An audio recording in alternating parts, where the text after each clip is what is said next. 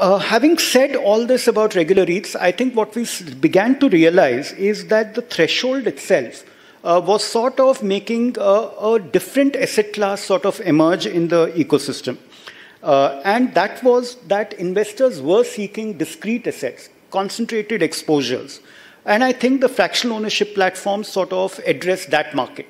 And as we studied that market, I think we could see almost 10 or 15 players who sort of emerged.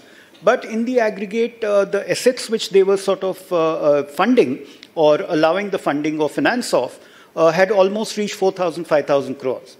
It's at that stage that we did a consultation, and we sort of brought both FOPs into the room, and I think we had a wide public engagement as well.